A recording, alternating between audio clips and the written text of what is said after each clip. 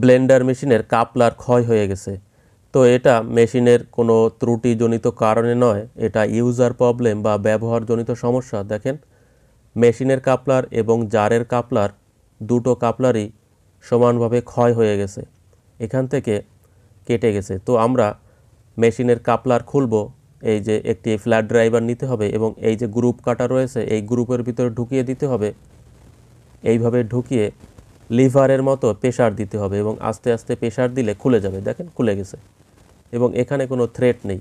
একটি গ্রুপ রয়েছে যা মোটরের শ্যাফটের সাথে লক করা ছিল। এবং আমরা জারের কাপলার খুলব, একটি কাপড় নিব, এভাবে ব্লেড ধরব এবং কাপলারটি উল্টা দিকে ঘুরাবো। যেদিকে ঘুরালে টাইট হওয়ার কথা স্বাভাবিকভাবে সেই দিকে ঘুরালে খুলে যাবে, অর্থাৎ এটা উল্টা থ্রেড বা রিভার্স থ্রেড বলা হয়। এবং যেদিকে ঘুরালে লুজ হওয়ার কথা ওই দিকে ঘুরালে টাইট হবে। দেখেন, দুটো কাপলার আমরা খুলে নিয়েছি, পরিবর্তন করব। তো কাপলার এইভাবে থাকে। মেশিনের কাপলার এবং জারের কাপলার ঠিক এইভাবে থাকে।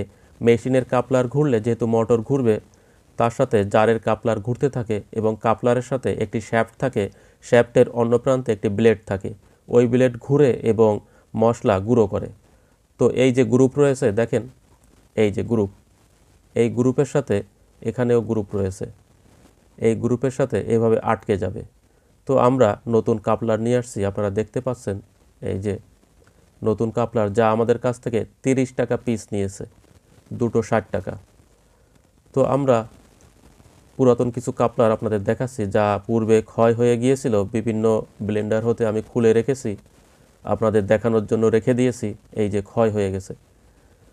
তো আপনারা যদি সুন্দরভাবে এই গ্রুপের ভিতরে লক করে ঢুকিয়ে ব্যবহার করেন জারগুলি, তাহলে কোনোভাবেই ক্ষয় হওয়ার কথা নয়।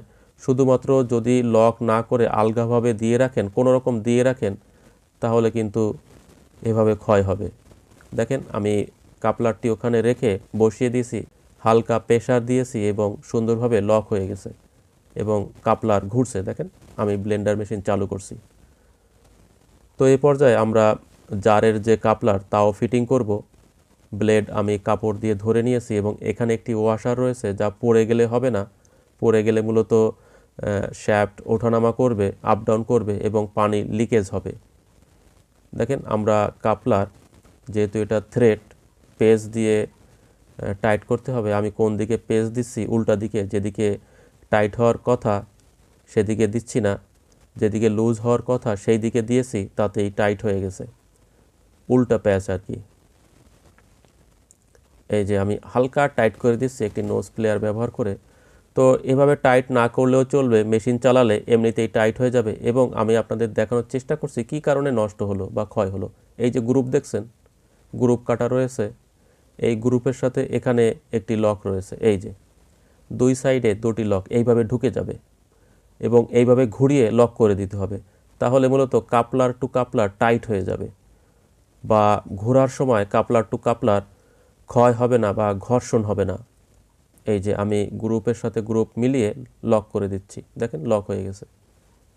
এই যে এই পর্যায়ে লক হয়ে গেলে আপনারা যখন জার উঠাবেন তখন ব্লেন্ডার মেশিনও উঠে আসবে। এই যে লক হয়ে গেছে। দেখেন, এখন যদি আমি চালাই, এখানে কোনো মশলা দিয়ে বা যে কোনো ধরনের গুঁড়া বা ডাল দিয়ে চালাই এখানে, তাহলে সুন্দরভাবে গুঁড়ো হবে।